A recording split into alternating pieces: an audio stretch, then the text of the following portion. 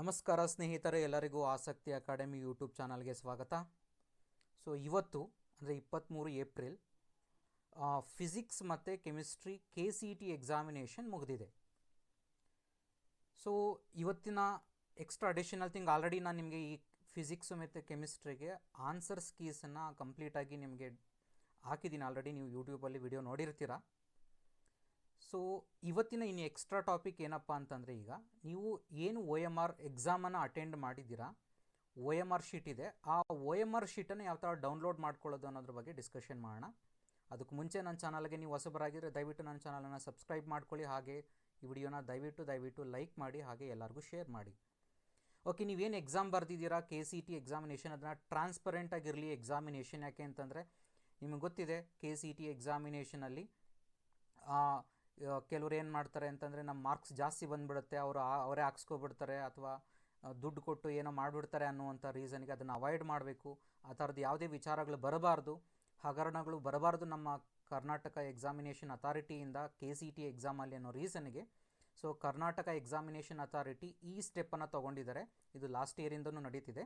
ಏನು ಅಂತಂದರೆ, OMR sheets, ನೀವೇನು ಆ ಕಂಪ್ಲೀಟ್ OMR ಶೀಟ್ಸ್ ಬರೆದಿರ್ತೀರಾ ಅದನ್ನು ಕಂಪ್ಲೀಟಾಗಿ ನಿಮ್ಮದು ಅಷ್ಟೇ ಅಲ್ಲ, ಬೇರೆಯವ್ರದ್ದು ಸಹ ನೀವು OMR ಶೀಟನ್ನು ನೋಡಬಹುದು.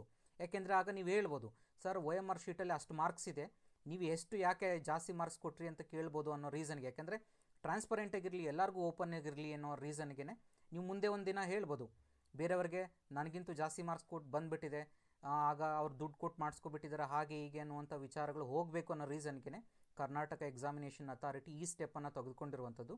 ಯಾರು ಇದನ್ನು ಕ್ವಶನ್ ಮಾಡಬಾರ್ದು, ಎಲ್ಲನೂ ಟ್ರಾನ್ಸ್ಪರೆಂಟಾಗಿರಬೇಕು. ಎಲ್ಲ ಗೊತ್ತಿರುತ್ತೆ, OMR ಓಪನ್ ಆಗಿ ನಿಮ್ಮ ಮುಂದ್ಗಡೆ ಕಾಣಿಸುತ್ತೆ, ನೀವೇ ಕೌಂಟ್ ಮಾಡ್ಬೋದು ಎಷ್ಟು ಮಾರ್ಕ್ಸ್ ಬರುತ್ತೆ ಅಂತ, ಬೇರೆಯವ್ರದ್ದು ಸಹ ನಿಮ್ಮದು ಸಹ.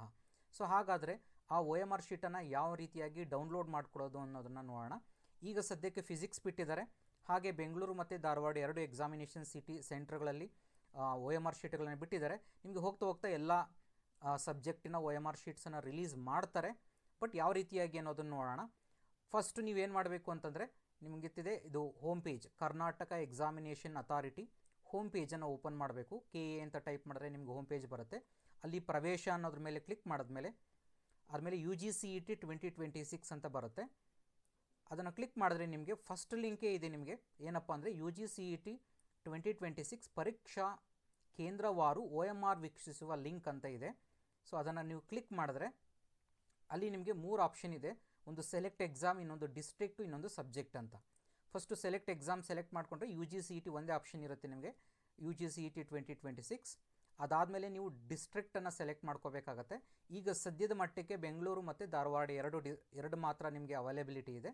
ಬೆಂಗಳೂರು ಮತ್ತು ಹೋಗ್ತಾ ಎಲ್ಲ ಅಪ್ಡೇಟ್ ಮಾಡ್ತಾರೆ, ಬಟ್ ಈಗ ಸದ್ಯದ ಮಟ್ಟಕ್ಕೆ ನಿಮಗೆ ಬೆಂಗಳೂರು ಮತ್ತು ಧಾರವಾಡ ಇದೆ. ಆಮೇಲೆ ಎಲ್ಲ ಅಪ್ಡೇಟ್ ಆಗುತ್ತೆ. ಡೋಂಟ್ ವರಿ ಸರ್, ನಮ್ಮ ಡಿಸ್ಟ್ರಿಕ್ಟ್ದು ಇಲ್ಲ ಸರ್ ಅನ್ನುವಂಥ ಯೋಚನೆ ಮಾಡುವಂಥ ನೆಸೆಸಿಟಿ ಇಲ್ಲ. ಸದ್ಯದ ಮಟ್ಟಿಗೆ ಬೆಂಗಳೂರು ಮತ್ತು ಧಾರವಾಡ 2 ನಿಮಗೆ ಇಲ್ಲಿ ಅಪ್ಡೇಟ್ ಆಗಿದೆ, ಚೆಕ್ ಮಾಡ್ಕೊಳ್ಳಿ. ನೆಕ್ಸ್ಟ್ ನಿಮ್ಮದು ಫರ್ದರ್ ಎಲ್ಲ ಸಬ್ಜೆಕ್ಟ್ಸು ಎಲ್ಲ ಡಿಸ್ಟ್ರಿಕ್ಟ್ದು ಅಪ್ಡೇಟ್ ಆಗುತ್ತೆ. ಸೊ ನೀವು ಬಂದಾಗ ಮತ್ತೆ ಸೆಲೆಕ್ಟ್ ಸಬ್ಜೆಕ್ಟ್ ಅಂತ ಬರುತ್ತೆ. ಅಲ್ಲಿ ನೀವು ಈಗ ಸದ್ಯಕ್ಕೆ ಪ್ರೆಸೆಂಟ್ ಫಿಸಿಕ್ಸ್ ಮಾತ್ರ ಇದೆ.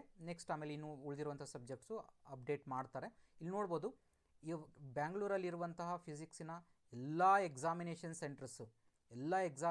ಸೆಂಟ್ರಿನ ಕೋಡ್ ಜೊತೆಗೆ ಎಲ್ಲ ಎಕ್ಸಾಮಿನೇಷನ್ ಸೆಂಟ್ರನ್ನ OMR ಶೀಟ್, ನೀವು ಫಾರ್ ಎಕ್ಸಾಂಪಲ್ ನಲ್ಲಿ SJ government polytechnic Seshadri road KR ಸರ್ಕಲ್ದು ಒಂದು ವ್ಯೂ ಮಾಡೋದಕ್ಕೆ ಜಸ್ಟ್ ಒಂದು ಸ್ಯಾಂಪಲ್ಗೆ ಕ್ಲಿಕ್ ಮಾಡಿದ್ರೆ ನೀವು ನೋಡ್ಬೋದು, ಕಂಪ್ಲೀಟಾಗಿ ಎಲ್ಲ OMR ಎಲ್ಲ ಸ್ಟೂಡೆಂಟ್ಸ್ದು ಎಷ್ಟು ಸ್ಟೂಡೆಂಟ್ಸ್ ಇದ್ದಾರೆ ಎಲ್ಲ ಸ್ಟೂಡೆಂಟ್ಸ್ದು OMR ಕಂಪ್ಲೀಟಾಗಿ ಸ್ಕ್ಯಾನ್ ಮಾಡಿ ನಿಮಗೆ ಇಲ್ಲಿ ಹಾಕಿರ್ತಾರೆ.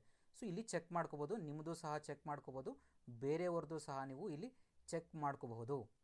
ಸೊ ಇದು ಇವತ್ತಿನ ಒಂದು ವಿಚಾರ. ಆದರೆ ಎರಡನೇ ವಿಚಾರ ಏನಪ್ಪ ಅಂತಂದರೆ, ನೀವು ಅಲ್ಲೇ ಕರ್ನಾಟಕ ಎಕ್ಸಾಮಿನೇಷನ್ ಅಥಾರಿಟಿನಲ್ಲಿ ನೀವು ಚೆಕ್ ಮಾಡೋದಾದರೆ ಅಲ್ಲಿ ವಿಶೇಷ ಕ್ಯಾಟಗರಿ ಅಂಥ ಸ್ಟೂಡೆಂಟ್ಸ್ಗಳಿಗೆ ಪ್ರಮಾಣ ಪತ್ರಗಳನ್ನು ಅವರಿಗೆ ಸಲ್ಲಿಸಬೇಕಾಗತ್ತೆ.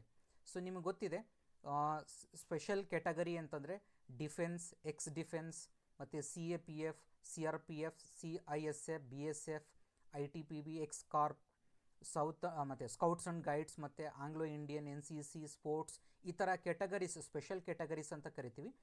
ಆ ಕ್ಯಾಂಡಿಡೇಟ್ಸ್ಗಳಿಗೆ ಸೊ ಇದು ಡಾಕ್ಯುಮೆಂಟ್ ವೆರಿಫಿಕೇಷನ್ ಇದು. ಸೊ ಇವರಿಗೆ ಡಾಕ್ಯುಮೆಂಟ್ ವೆರಿಫಿಕೇಷನ್ ಆಗಿರುತ್ತೆ. ಸೊ ಕ್ಲೈಮ್ ಮಾಡೋದಕ್ಕೆ, ಈ ಕ್ಯಾಟಗರಿಯನ್ನು ಕ್ಲೈಮ್ ಮಾಡೋದಕ್ಕೆ ಪ್ರಮಾಣ ಪತ್ರಗಳನ್ನು ಅವರು ಖುದ್ದಾಗಿ, ಇದು ಆನ್ಲೈನ್ ವೆರಿಫಿಕೇಷನ್ ಇರೋದಿಲ್ಲ, ಅವರೇ ಖುದ್ದಾಗಿ ಹೋಗಿ ವಿಸಿಟ್ ಮಾಡಿ Karnataka examination authority 18th cross ಮಲ್ಲೇಶ್ವರಮಲ್ಲಿ ಹೋಗಿ ಅಲ್ಲೇ ಈ ಡಾಕ್ಯುಮೆಂಟ್ಸನ್ನು ವೆರಿಫಿಕೇಷನ್ ಮಾಡಿಸ್ಕೋಬೇಕಾಗತ್ತೆ. ಈ ಕ್ಯಾಂಡಿಡೇಟ್ಸ್ಗೆ ಮಾತ್ರನೇ, ಉಳಿದಿರುವಂಥ ಕ್ಯಾಂಡಿಡೇಟ್ಸ್ಗೆ ಆಲ್ರೆಡಿ ಆನ್ಲೈನ್ ವೆರಿಫಿಕೇಷನ್ ಆಗಿದೆ. ಸೊ ನಿಮಗೆ ಉಳಿದಿರುವಂಥದ್ದು ಗಡಿನಾಡು ಕನ್ನಡಿಗ ಆ ಡಾಕ್ಯುಮೆಂಟ್ ವೆರಿಫಿಕೇಷನ್ ಎಲ್ಲ ಫರ್ದರ್ ನಿಮಗೆ ಟೈಮ್ ಟೇಬಲನ್ನು ಕೊಡ್ತಾರೆ. ಬಟ್ ಈ ಕೆಟಗರಿ ಸ್ಟೂಡೆಂಟ್ಸ್ಗಳಿಗೆ ನೀವು ಏನು ಸ್ಕ್ರೀನ್ ಮೇಲೆ ಕಾಣಿಸ್ತಿದೆ ನೋಡ್ಬೋದು. ಸೊ ಈ ಟೈಮ್ ಟೇಬಲ್ ಪ್ರಕಾರವಾಗಿ ಮೇ 5ನೇ ತಾರೀಕಿಂದ ಹಿಡಿದು ಸೊ 15th ಮೇವರೆಗೂ ಕಂಪ್ಲೀಟಾಗಿ ಈ ಡಾಕ್ಯುಮೆಂಟ್ ವೆರಿಫಿಕೇಷನ್ ಇರುತ್ತೆ. ಸ್ಕೆಡ್ಯೂಲ್ ಏನು ಕೊಟ್ಟಿದ್ದಾರೆ ಆ ಸ್ಕೆಡ್ಯೂಲಾಗೆ ಹೋಗಿ ನೀವು ಚೆಕ್ ಮಾಡಿಸ್ಕೊಂಡು ಡಾಕ್ಯುಮೆಂಟ್ ವೆರಿಫಿಕೇಷನನ್ನು ಮಾಡಿಸ್ಕೋಬೇಕಾಗತ್ತೆ. ಏನೇನು ಡಾಕ್ಯುಮೆಂಟ್ಸ್ ತೊಗೊಂಡು ಹೋಗಬೇಕು ಅನ್ನೋದನ್ನು ಇಲ್ಲಿ ಡೀಟೇಲಾಗಿ ಮೆನ್ಷನ್ ಮಾಡಿದ್ದಾರೆ. ಸೊ ಎಲ್ಲ ಡಾಕ್ಯುಮೆಂಟ್ಸನ್ನ ತೆಗೆದುಕೊಂಡು ಹೋಗಿ ಡಾಕ್ಯುಮೆಂಟ್ ವೆರಿಫಿಕೇಷನನ್ನು ಈ ಸ್ಪೆಷಲ್ ಕ್ಯಾಟಗರಿ ಸ್ಟೂಡೆಂಟ್ಸನ್ನು ಮುಗಿಸ್ಕೊಳ್ಳಿ.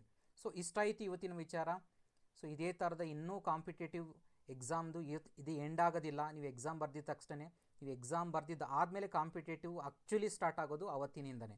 ಯಾಕೆಂತಂದರೆ ಕೌನ್ಸಿಲಿಂಗ್ ಪ್ರೊಸೀಜರ್ ತುಂಬ ಲೆಂದಿ ಇರುತ್ತೆ. ಅದನ್ನು ನಿಮಗೆ ಖಂಡಿತವಾಗಿ ನಿಮ್ಮ ಜೊತೆ ಇದ್ದೇ ಇರ್ತೀನಿ, ನಾನು ಹೆಲ್ಪ್ ಮಾಡ್ತಾನೆ ಇರ್ತೀನಿ. ಹಾಗಾಗಿರೋದ್ರಿಂದ ನನ್ನ ಚಾನಲ್ ಇನ್ನೂ ಸಬ್ಸ್ಕ್ರೈಬ್ ಮಾಡ್ಕೊಳ್ಳಿಲ್ಲ ಅಂದರೆ ಸಬ್ಸ್ಕ್ರೈಬ್ ಮಾಡ್ಕೊಳ್ಳಿ, ಹಾಗೆ ವಿಡಿಯೋ ಲೈಕ್ ಮಾಡಿ, ಎಲ್ಲರಿಗೂ ಶೇರ್ ಮಾಡಿ. Thank you all.